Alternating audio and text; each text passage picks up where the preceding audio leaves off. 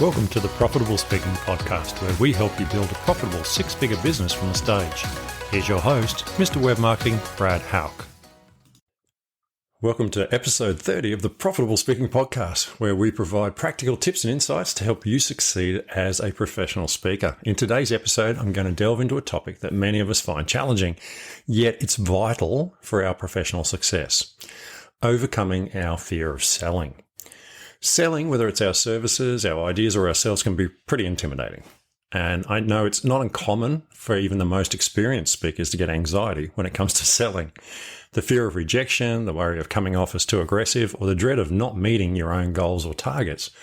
They're all common fears that can hold us back from truly achieving our potential. But let's be clear, this is not a topic about turning you into a ruthless salesperson. You know me by now, and that is not me. This is about helping you boost your confidence, sell authentically, and connect more deeply with your clients or your audience. In today's episode, I'm going to break down these fears a little bit, going to understand why they exist, and most importantly, I'm going to look at some practical strategies to overcome them. We'll also talk about the power of authenticity in selling and how to sell from the heart, because I truly believe that building a genuine connection can make all the difference when you're selling to you and to the person you're selling to. When I recently spoke in Singapore, I was talking about how I built a productized service business from my speaking. And I talked about how I sold my service from the stage and then after when I met the clients, potential clients, etc. And I went through things like my system. Now, at the time, I didn't think of it as a system. Now I realize that I did develop quite a strong selling system. And afterwards, people had lots of questions about that. And it made me realize something I'd noticed many times. I've had many previous discussions with speakers about selling. And to me, it always seems so simple. You make a product or service and you sell it. But for many speakers, that's very much outside their comfort zone. And I understand that. One of the weird things that I've noticed in myself and other people is it's easy for us to sell a product or service, but it's really hard to sell yourself. For example, if I was to give you 50 cartons of eggs and said, go sell these, most people would set up a stall or go door to door or whatever, but they'd actually be reasonably easy to sell because they're confident that these are good eggs and they need to be sold in a certain time frame and everything. People need eggs. It's not a really large stretch in your brain to realize that, okay, I can sell these. But if I asked you to go out there and go door to door and sell yourself to come in and cook dinner for them at a price of $1,000, most people would be too scared to even go to the door.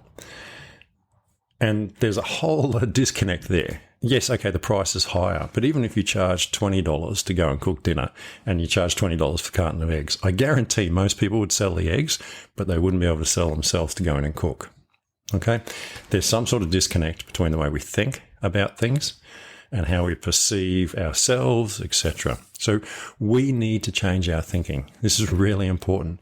We need to start thinking of ourselves as a product or service, is what I personally think.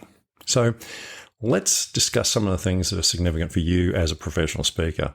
Number one, you need to sell because it's self-promotion, your own product. The ability to sell effectively means you're able to promote yourself, your ideas, and your speaking services. It's not just about getting gigs. It's about building your brand and your reputation that attracts opportunities and positions you can get known as the go-to expert in your field. Secondly is revenue. Speaking engagements, especially, corporate and conference speaking engagements, can be a significant source of income if you're speaking at the right level.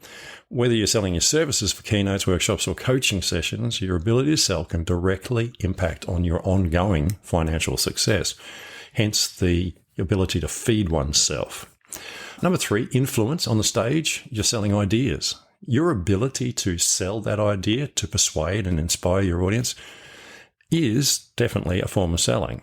Your effectiveness as a speaker is often measured by your ability to influence your audience, to change their perspective, or to get them to take action. Again, you're still selling. We have to remember this. We are always selling. Growth opportunities. Effective selling opens doors.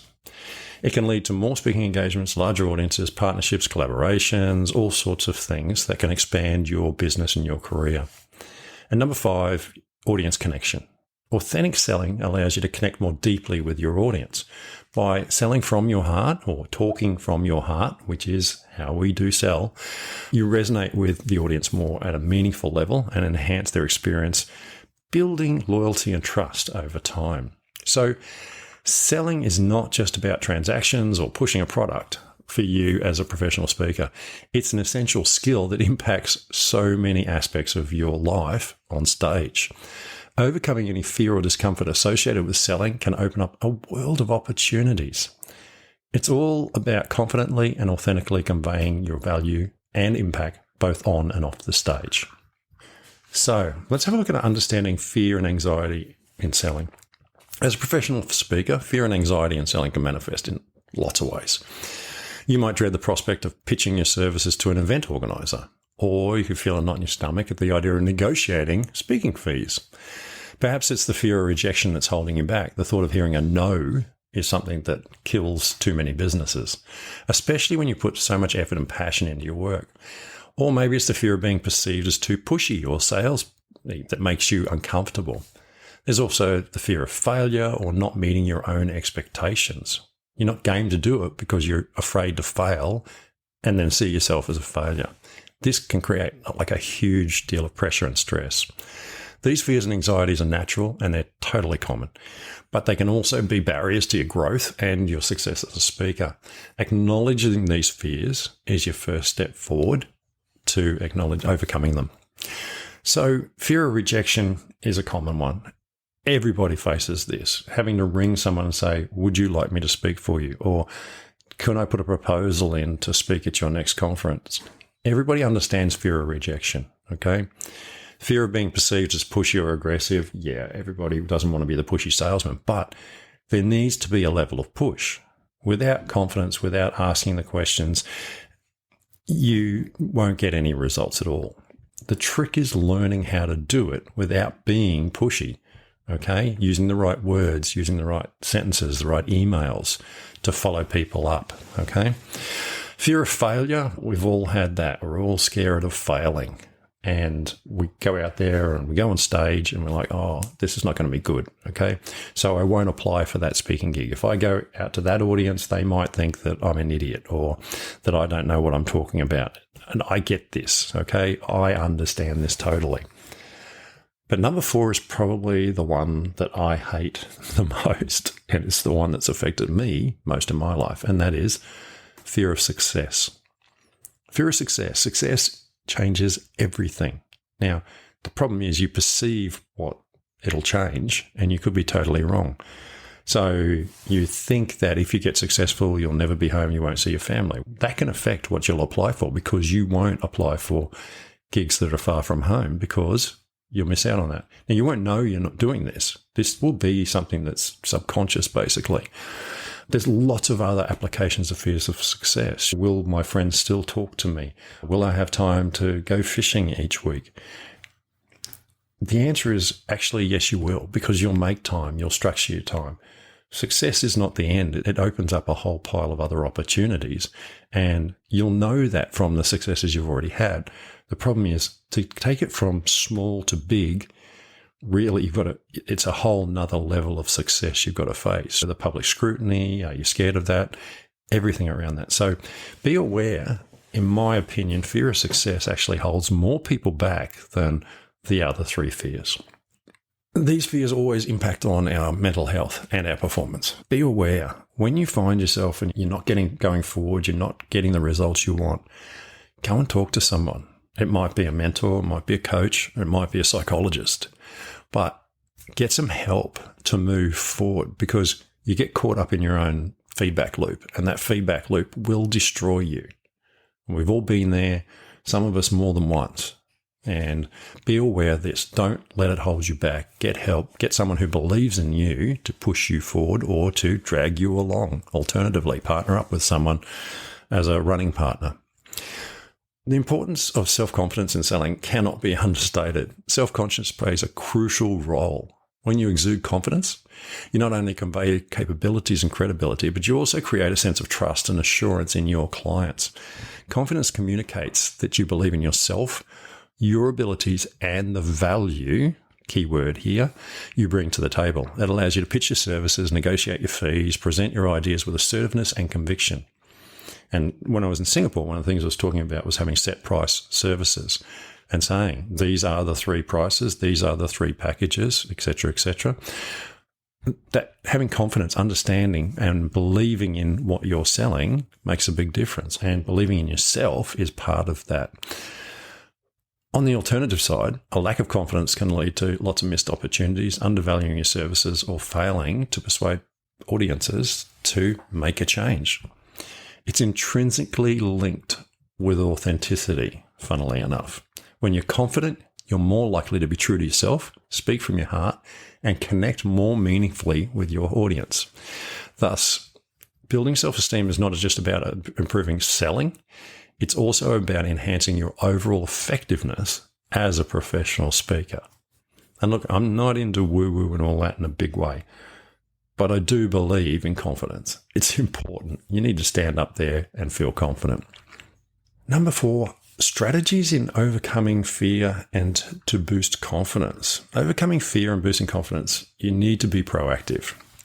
Start by developing a positive mindset. Now, that's sometimes easier said than done. Understand that rejection is part of the process. It's not a reflection on you. Okay? You're not for everybody, as I was once told. You're for some people, not everyone. And that's fine, because when you're for those people, you find your audience, you find your fans and your friends and all that sort of stuff. Practice positive self-talk and remind yourself of your accomplishments and strengths. Put some pictures up. Put things around you that remind you of the things you have succeeded in. Otherwise, all you're going to see is the hard work in front of you. And quite possibly your brain will keep throwing up the failures you've had. The next thing you need to do is focus on improving your selling skills. Get some learning, do some practice, whether it's through reading books, going to workshops, or getting some coaching. The more proficient you become, the more confident you feel. When I was in Singapore, I talked about a day I spent with my mentor. It changed my life forever. It was literally only an hour and a half, probably at the most. But that one bit of coaching gave me a system that made me a lot of money over the years. So you never know where one of those little coaching sessions or reading a book will lead to. The more proficient you become, the more confident you feel, and don't shy away from seeking feedback and learning from your mistakes. They're opportunities for growth. But make sure that you get feedback from the right people, okay? Get feedback from people who actually understand what you're doing, other speakers, people who you trust. Don't just take everybody's feedback or you'll get a real mess in the brain. Build a strong support network around yourself, okay? Find mentors and supportive peers who can provide guidance, share their experience, and boost your morale. So organisations like Professional Speakers Australia or, the Global Speaking Federation are places where you can find other people who do what you do, who will be there with you, okay? We walk the stages of the world. We see each other in airports. We catch up. We look after each other. Participate in events. And obviously, yes, do join a group for speakers. Remember, confidence doesn't appear overnight. It's a gradual process, but with ongoing effort and a positive mindset, you can overcome any fear, okay, and grow your confidence and become more successful at selling and speaking. I think it's really important to understand that you need to improve your selling skills because so many people don't take the time to actually read about selling. They think selling is something that insurance people do. Selling is everything. You sell every day when you convince your kids to eat their breakfast, when you go to work and you do something for a co-worker, you convince them to become involved in a project or whatever it is. That is always selling. Selling is just so important. And in the end, selling yourself is probably the most important thing you can do. And when I say selling yourself, I mean selling yourself to yourself. So the better you get at developing your selling skills, the more natural it becomes, the more it becomes part of your life, and it no longer is something you need to be scared of. the last thing I think I really wanted to talk about was selling from the heart, okay? Talking about authenticity. Now, as I said, I'm not really into woo-woo. When I say selling from the heart, I mean selling from inside of you, okay? Selling from the heart is all about authenticity. It's a powerful tool, okay? It means being true to who you are, your values, and your passion. When you sell authentically, you're not just pushing a product or service. You're sharing a part of yourself, your story, and your vision. So when I sold SEO, I actually cared about that person's business. I did want them to succeed, and I knew what I had could help them. It wasn't just about selling the product. It was actually about achieving results. It came from inside of me, and that's why I was able to connect with people. Okay? When you are like that, it builds trust and rapport with people. Okay? They're naturally drawn to your authenticity, and they're more likely to engage with someone that they perceive as genuine and sincere. Everybody can smell a salesperson, okay? We don't like them much. Authentic selling involves understanding and communicating your unique value proposition, what sets you apart, how your offerings can benefit your clients. It also means showcasing your passion and belief in what you're saying. You need to believe in what you're selling. And what more important thing could you sell than yourself? Coming back to being a professional speaker, our weakest point is selling us, not selling our products. The approach to selling authentically really only enhances your connection with your audience. But it honestly makes the selling process more fulfilling and less stressful for you as a speaker. Because you're up there, you believe in what you're doing, you believe in helping the audience, you believe that you're there for the right reasons. So think about that when you're looking at selling. I hope you found today's episode of our podcast interesting and it gave you some really great ideas. If it did, I have a challenge for you. Hit that like button and subscribe to our feed, and then share this podcast with another speaker who could use the tips and strategies we've shared. Let's help each other grow our businesses and make an impact in the speaking world. Together, we can reach even more people and make a bigger difference. So don't wait. Take action now and share the love. Thanks for tuning in, and get ready for more exciting business building tips in the next episode. Thanks for listening to the Profitable Speaking Podcast. If you've enjoyed today's podcast, please help a friend and share it with them. Until next time, we hope you have a fun and profitable week.